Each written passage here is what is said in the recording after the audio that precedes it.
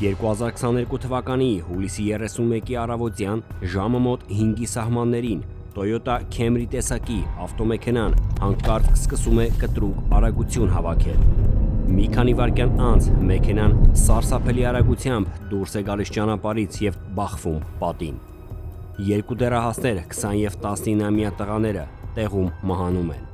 Իսկ վարորդը 17-ամյա աղջիկը Մաքքենզի Շիրիլան հրաշքով ողջ է մնում։ Եվ հենց նրա ողջ մնալն է դառնում մի պատմության սկիզբ, որը շուտով ցնցելու եւ ապշեցնելու է ամբողջ ոստիկանությանը, ովքեր գործը փակել էին որպես դժբախտ պատահար, բայց այն, ինչ բացահայտվեց, պարզապես սարսափեցրեց։ Կատարվածը դժբախտ պատահար չէր։ Եվ այսպես 2022 թվական հուլիսի 30 Միացյալ Նահանգներ, նահանգ Օհայո, քաղաք Սթրոնգսվիլ։ 3 դեռահասներ 17-ամյա Մաքքենզի Շիրիլան, նրա ընկերը 20-ամյա Դոմինիկ Ռոսոն եւ նրանց դասընկեր 19-ամյա Դեյվոն Ֆլանագանը որոշում են անցկացնել երեկույթ։ 2 օրից լրանալու է Մաքքենզի Շիրիլայի 18-ամյակը եւ նրանք ցանկանում էին նշել այդ օրը միասին։ Սակայն այն, ինչ պետք է լիներ ուրախ եւ սովորական երեկույթ, շուտով վերածվում է մի ողբերգության, որը ցնցելու էր ոչ միայն ոստիկանությանը, այլ ամբողջ նահանգը իր ապշեցուցիչ բացահայտումներով։ Երեկույթի ընթացքում Մաքքենզին սկսում է օգտագործել նյութեր։ Բացի այդ, նա առաջարկում է մյուսներին նույնպես փորձել։ Ընկերները զարմացած էին, երբևէ չէին տեսել աղջկան նման վիճակում, առավել ևս, որ ինքն էր առաջարկում մյուսներին։ Մի քանի ժամ անց նրանք որոշում են փոխել վայրն ու շարունակել երեկույթը։ Լուսադեմին մոտ ժամը 5-ին Մաքքենզան ասում է, որ ուզում է տուն վերադառնալ։ Տարօրինակ էր, բայց նա խնդրում է իր ընկերոջը Դոմինիկին թույլ տալ, որ այս անգամ ինքը վարի մեքենան։ Դոմինիկը սկզբում հապաղում է, սակայն ի վերջո չի մերժում իր ընկերուհուն։ Այդ պահին նրանց դասընկեր Դեյվոն Ֆլանագանը մոտենում եւ խնդրում է, որ իրեն նույնպես տուն տանել։ Սակայն Մաքքենզին անհասկանալի պատճառներով հրաժարվում է եւ թույլ չի տալիս Դեյվոնին նստել մեքենան։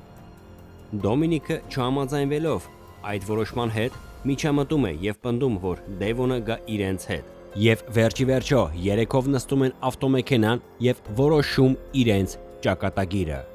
Վերադարձի ճանապարհին Toyota Camry տեսակի մեքենան շեղվում է հիմնական ճանապարհից ու մտնում աջ կողմի նեղ փողոց։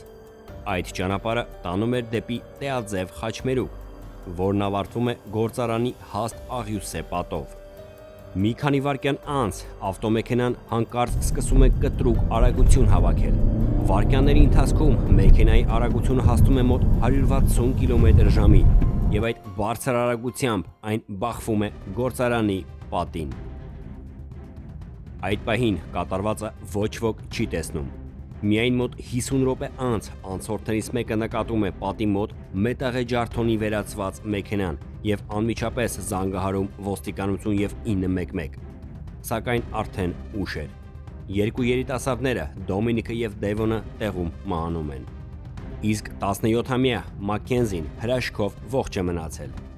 Մինչ փրկարարները փորձում էին նրան դուրս բերել մեքենայից, ոստիկանները փորձում էին հասկանալ, ինչպես եւ ինչու տեղի ունեցավ այս սարսափելի վթարը։ Սկզբնական վարկածով ոստիկանությունը դեպքը որակեց որպես սովորական ավտովթար, դժբախտ պատահար։ Նրանք ենթադրում էին, որ վարորդը Մաքքենզին պարզապես կորցրել է մեքենայի կառավարումը եւ բախվել պատին։ Քննիչները չնկատեցին որևէ հանցավոր դրդապատճառ։ Բժշկական փաստաթղթերի համաձայն վերջին ամիսներին Մաքքենզին առողջական խնդիրներ էր ունեցել։ Նա տառապում էր հետտրավմատիկ սթրեսային խանգարմամբ եւ ժամանակ առ ժամանակ ունեցել էր նոպաներ։ Այդ պատճառով քննիչները եզրակացնում են, որ հնարավոր է աղջիկը կորցրել է ինքնաթիռապետումը, հատկապես հաշվի առնելով նրա ոչ սթափ վիճակը։ Բոլոր փաստերը կարծես մատնանշում են, որ տեղի ունեցածը պարզապես դժբախտ պատահար էր։ Սակայն մի հանգամանք անսպասելի կերպով սկսում է անհանգստացնել փորձառու քննիչներին։ Դեպքի վայրը մանրակրկիտ ուսումնասիրելիս նրանք նկատում են տարօրինակ մի բան։ Ասֆալտի վրա չկային որևէ արգելակման հետքեր, ոչ մի նշան, որ վարորդը փորձել է դանդաղեցնել շրջել կամ խուսափել բախումից։ Դա անհնար է չնկատել, սովորաբար նույնիսկ վթարի վերջին վայրկյաններին վարորդները բնազդաբար փորձում են արգելակել կամ շրջել մեքենան։ Այս բացահայտումը ամբողջությամբ փոխում է գործի ընթացքը։ Քննիչների մեջ առաջին անգամ կասկած է առաջանում, արդյոք սա իսկապես պատահականություն էր։ Նրանք որոշում են վերսկսել քննությունը արդեն նոր ուղղությամբ, եւ հենց այդ պահից սկսվում է բացահայտումների շղթա, որն օրեցօր դառնում է ավելի անհանգստացնող ու մռայլ։ 3 շաբաթ անց Մաքքենզի Շիրիլան դուրս է գրվում հիվանդանոցից։ Նա ֆիզիկապես գրեթե ապաքինված էր եւ աստիճանաբար փորձում էր վերադառնալ սովորական կյանքին։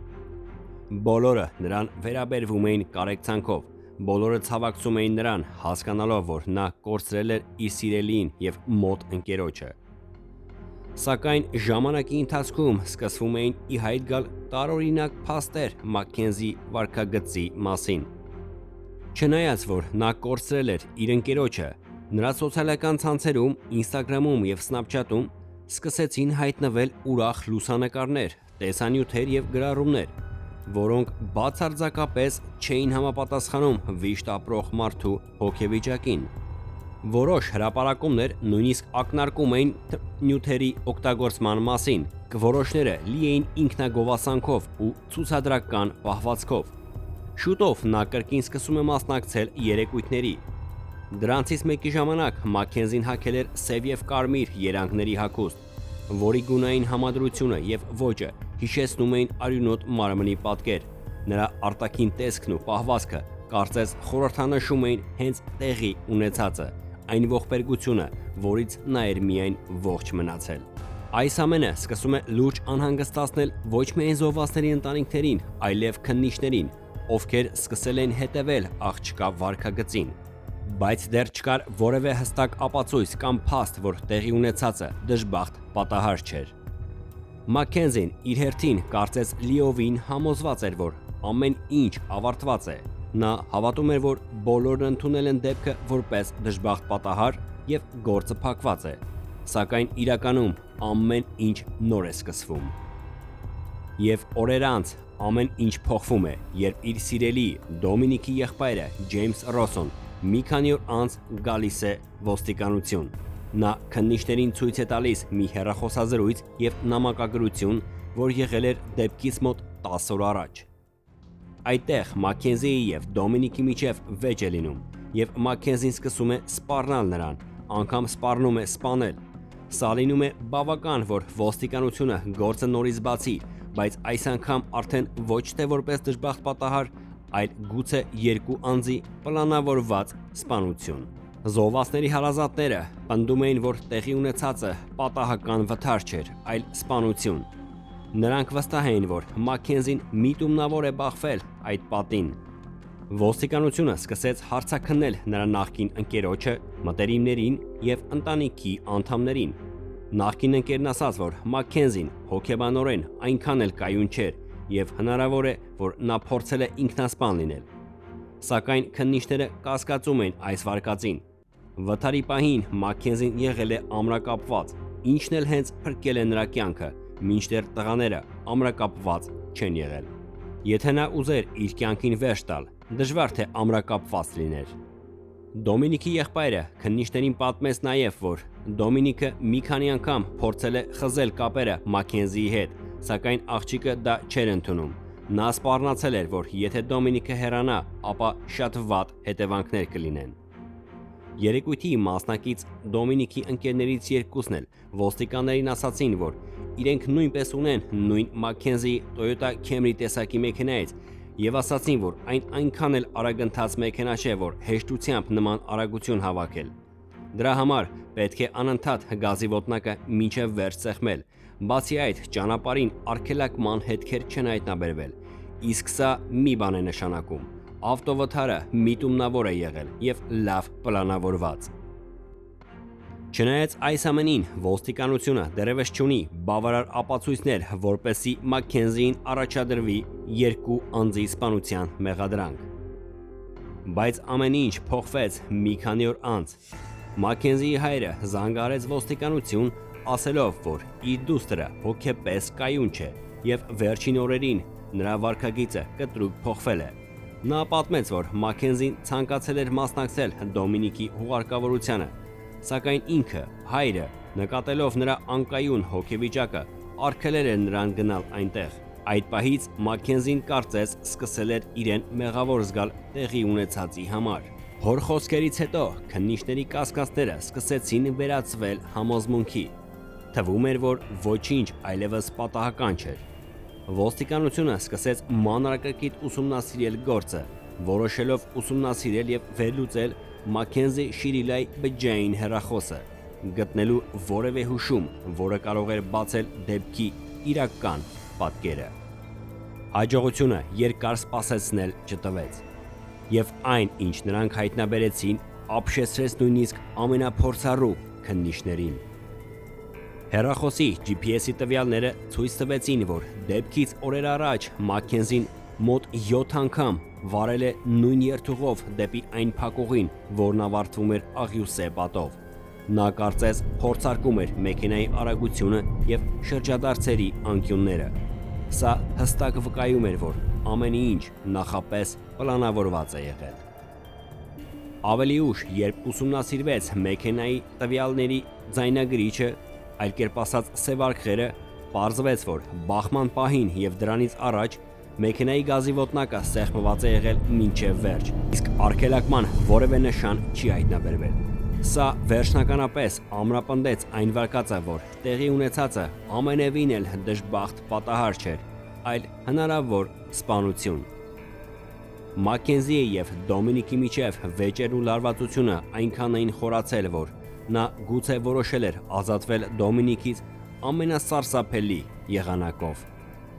Այժմ ոստիկանությունն արդեն ունի բավարար եւ անհերքելի ապացույցներ Մաքենզա Շիրիլային պաշտոնապես մեղադրանք առաջադրելու երկու անձի դիտավորյալ սպանության մեջ։ Հասարակությունը ցնցված էր։ Շատերը չէին կարողանում հասկանալ, թե ինչպես էր հնարավոր, որ մի երիտասարդ աղջիկ, որը երբեք աչքի չէր ընկնում վարորդական մեծ փորձով, կարողացավ նման սառնասրտությամբ եւ ճշգրտությամբ իրականացնել այսքան վտանգավոր եւ հաշվարկված գործողություն։ Եվ վերջապես 2022 թվականի նոյեմբերի 4-ին Մաքենզա Շիրիլան ձերբակալվում է։ Նրան սպասվում էր երկարատև եւ աղմկահարույց դատավարություն։